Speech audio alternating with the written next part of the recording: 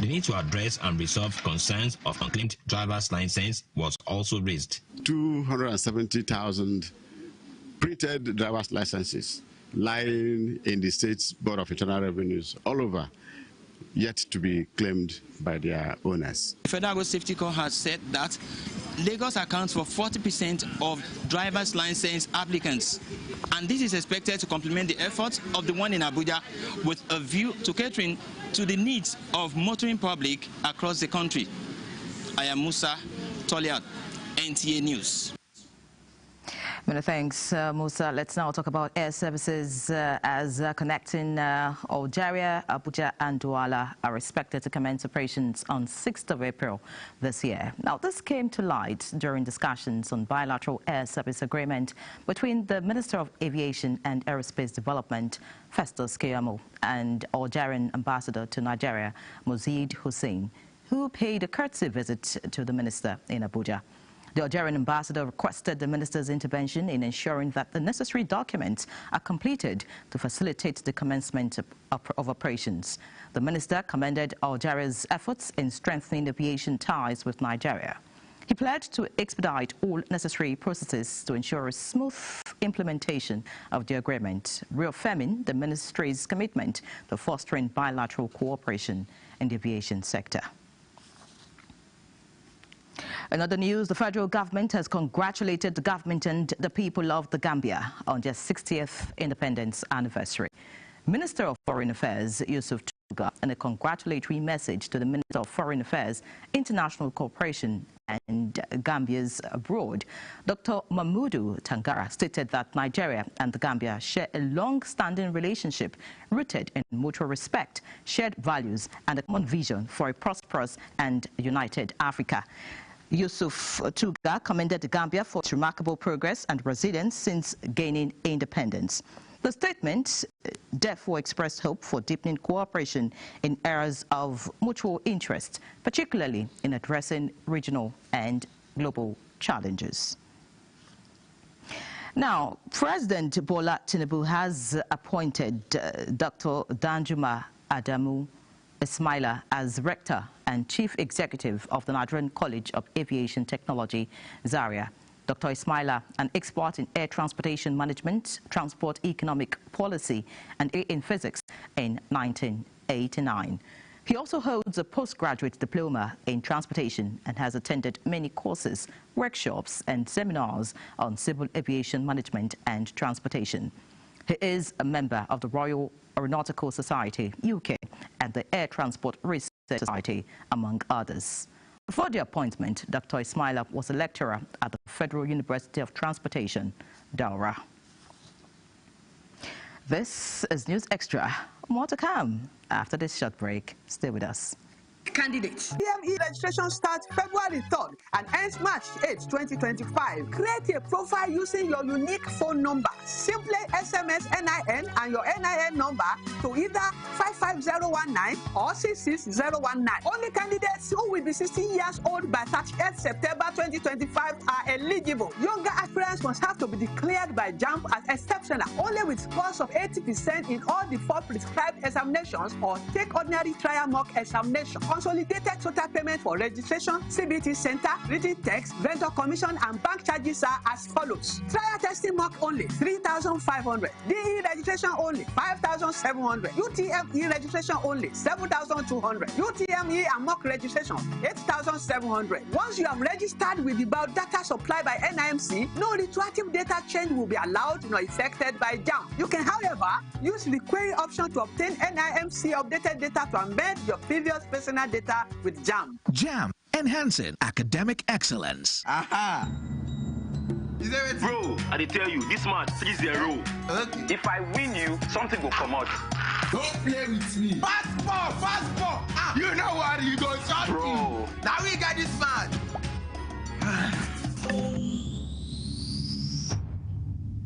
Keep the banter going with Glow Borrow Me Credit or Data. Dial star 303 hash to borrow airtime or data and pay later. Is it ready?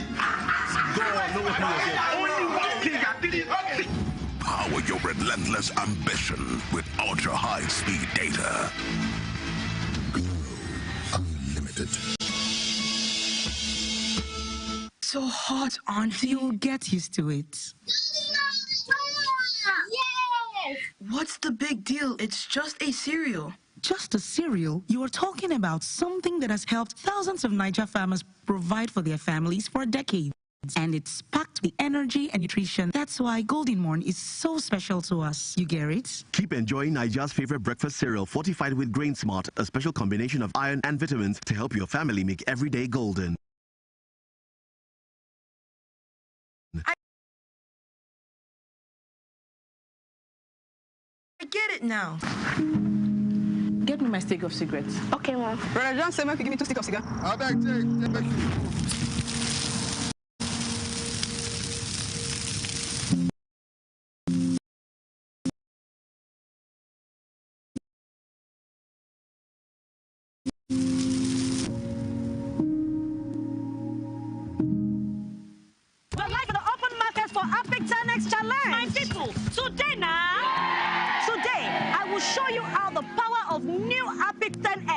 Gives your toilet a better cleaning than bleach. Than bleach? Yes, so. Impossible. Toilets have stains which bleach cannot clean effectively. But Harpic is thicker and sticks better, which gives 10x better cleaning versus bleach and kills germs. Oh, wow. You can now see that Harpic is better than bleach.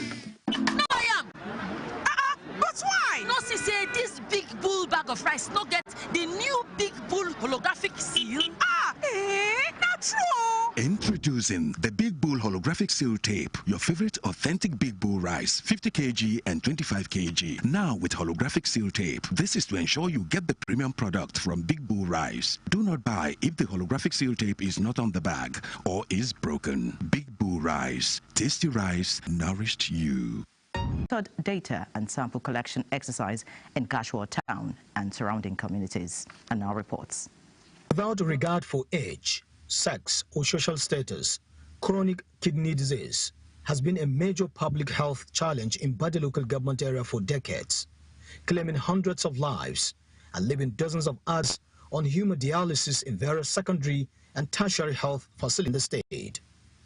This disease has had a devastating impact on many families, including that of 25-year-old Usman Dagona, who lost 6 family members, including his biological father. This traumatic experience remains indelible in his mind, and that of his widowed mother. What happened to me, I do not pray or wish for anybody to have such an experience, because seeing your loved ones passing away one by one, because you have no role to play as a result of this kidney failure. I myself, I have already lost about 6 of my blood relation. All of them has undergone dialysis before they lost their life. Almost every family in Bade has a terrifying story to tell about this silent, yet painful killer. It appears that this monster, chronic kidney disease, has defied every practical solution. But with the deployment of these scientists to unravel the root cause, the course of history is about to change. We are going to conduct high-level analysis, including genetics, to understand if the causation is linked to genetic background, lifestyle, or environment itself. To the best of my knowledge, this is the largest state-funded investigation on a single health issue that I've come across in Africa. It's a welcome idea, and we appreciate government showing its concern on its citizens. After completing their task in Jigawa, the team will move to Damaturu, where they expect to collect another 1,000 samples, rekindling hope that the end is near for this killer disease. In Damaturu, Yunusa Suleiman, NTA News. And still talking health, Jigawa State Governor Umar Namadi has received a comprehensive report detailing the latest findings from a general household survey conducted by the State's Bureau of Statistics in partnership with international development partners, UNICEF. This initiative aims to provide actionable insights to guide policy making and development strategies across the state. Muhammad Musa Askira reports that the newly released data is expected to play a pivotal role in shaping informed decisions and driving evidence-based development plans, ensuring sustainable growth and improved welfare for the people of Jigawa State. Focusing on health facility census and consumer price index among other critical development determinants, the General Household Survey sought to provide a reliable statistical data that will help the state governments to make an informed policy decisions for meaningful developments in Jigawa. The presentation of this new data, experts believe Jigawa has achieved significant milestones in strengthening systems for measuring child poverty, developing key policies and action plans, as well as building the capacity of the government for effective and efficient service delivery. United Nations Children Fund's Chief Field Officer commends Umar Namadiya governments for the data and appeals to the governments to ensure its utilization to inform planning. The local government chairman have a pivotal role to play in shaping the discourse and actions needed, especially to address child poverty in Jigawa. Governor Umar Namadi describes the new findings as impressive initiative reflecting Jigawa government's unwavering commitments to advancing the welfare of children and improving outcomes for the most vulnerable groups in the state's communities using data to inform decisions making. The Consumer Price Index, which has shown the behavior of the economic variables in the state, has clearly indicated what are the major causes of high inflation in Jigawa State. And as a government, we will be able to try and address this issue going forward.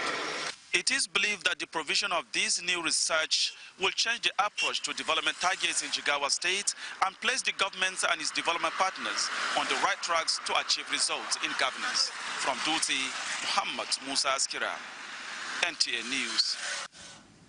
Let's look at other issues now, as the MTN Impulse Spelling Bee, organized by MTN Nigeria, has been described as a gateway for opportunity targeted at teenagers between ages 9 and 16 to gain requisite skills needed to excel in today's digital world. This came to the fore at the presentation of the 2024 winner of the Impulse Spelling Bee competition, Ikena Ikechukwu. Bolaji Akim completes the report. The MTN Impulse Spelling Bee, which began in 2018, is to promote educational excellence among Nigerian students. Having won the 2024 edition, 15-year-old Ikena Ikechukwu is to be the CEO of one of Nigeria's leading telecommunications outfits, MTN Nigeria, for a day. The one-day CEO and his mother were welcomed to MTN Nigeria office by top management of the telecom company and was ushered into the boardroom, where he had a meeting with the MTN Nigeria management. While speaking to the media, the MTN Nigeria Chief Marketing Officer, Onyeye Ikenna Emeka, said the M+ Spelling Bee has inspired young Nigerians digitally and also brought out the best in them. The initiative is focused on making sure that the students, school students, are able to build their self-confidence, improve their act of public speaking, build on their digital literacy skills.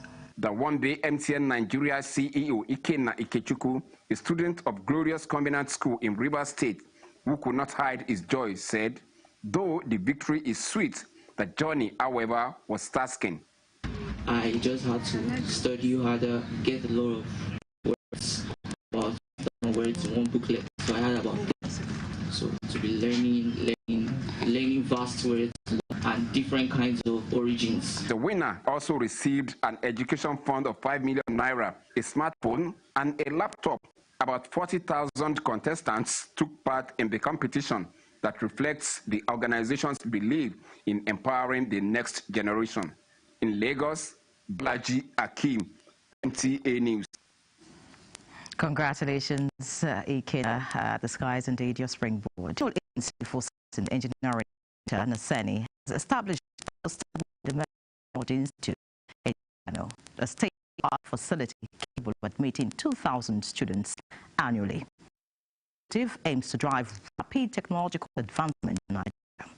At the groundbreaking ceremony, Naseni Executive Chairman and Chief Executive Khalil Suleiman Halilu expressed the institute will spur a significant area. Shehu Muhammad Dati has this. The National Institute for Science and Engineering Infrastructure, NASENI, has taken a giant leap in Nigeria's technology advancement with the establishment of the National Institute at Bayero University. The cutting-edge facility is poised to put Nigeria on the global innovation map, cementing Bayero University and Nigeria's position as a hub for technological excellence. Not just laid the foundation, but we are looking forward to, the rapid completion of this institute so that it can drive a lot of economic transformation in the country. For the Ministry of Innovation, Science and Technology, this initiative represents a significant milestone in Nigeria's journey towards technological advancement, sustainability, and innovation-driven growth. The institution has expressed its delight in being part of the momentous occasion, which underscores NASENI's commitment to driving Nigeria's technological progress. Collaboration between government, academia, and the private sector are in the foundation for it that is self-sufficient, technologically competitive, and environmentally sustainable. It aligns with our commitment to scientific research, digital transformation, and capacity building in emerging technologies. For stakeholders, this groundbreaking ceremony is more than just a symbolic event. It's a seed planted for progress, sustainability, and national prosperity. NASENI's visionary leadership and commitment to innovation are set to transform Nigeria's technology, and this institute is a shining example of that vision. Shu Muhammad Detti, NTA News. In technology, let's now talk about the power sector. Over 20,000 rural communities in Nigeria are said to be without electricity supply. That's quite huge now. But the charming news is that the federal government has mapped out 1,700 communities to be connected to the solar mini grid as part of interventions to close the energy gap. Joshua Ojiti reports that some rural areas have already been lit up under the initiative. For more than 2 decades, communities in Kwande in Kwampa local government area of Plateau State have been without electricity, and all efforts to connect these communities to the national grid yielded no result due to vandalism. Now, federal government stepped in with this intervention of solar mini grid to supply communities with electricity at affordable rates. In celebration, the communities turn out for the inauguration of the solar hybrid mini grids. We are very, very happy. Government is not the one for everybody. So it will allow this young one within the society to learn trade. I will ensure all of you to make sure that this project does not suffer vandalism. The mini grids will supply electricity to more than 3,500 houses. The first phase, which is going to be 25 communities per state, will end up being 925 communities across board in the entire federation, and will be infusing over 92 megawatts of clean energy into our space to serve the communities, mostly the communities. More than 20,000 people will benefit from this project, and it is important for job creation, also especially for agriculture, industries, and many other areas. A 1.2 billion counterpart funding was paid to enable our primary health clinics get licensed through projects like this. European Union and the German federal government with more than 60% funding for the projects under the Nigerian Energy Support Program. Joshua Ojito, NTA News. In today's fast-paced digital age, mobile phones have evolved beyond mere communication tools into all-purpose digital services, devices, cameras, entertainment hubs, and even digital wallets. While these devices have become indispensable, they also present a growing challenge: maintaining social etiquette in public spaces, with increasing occurrence of loud ringtones, notifications, and media sounds disrupting public settings, concerns about social decorum. Of course. Now, Chimdima Ndubese in this report will tell us more about these disruptions.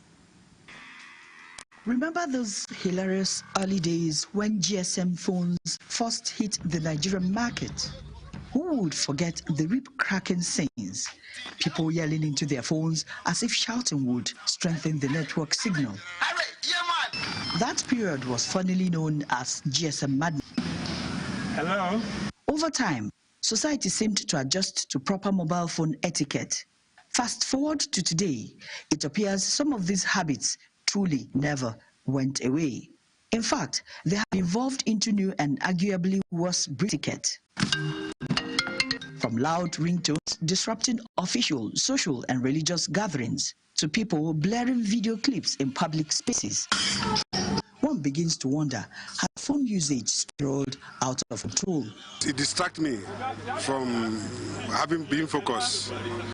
That's why you see I respond by either I leave that or I shout on that person to leave that place. When you enter church, there is a written board notifying you that you should switch off your gadgets. The adult complies, but the youth, they will also have a reason of violating the laws. Recently, our man in France was fined about 200 euros for making a call on speaker. Here is not about banning mobile phones in public places, but about using them responsibly, respecting the next person and decorum in public.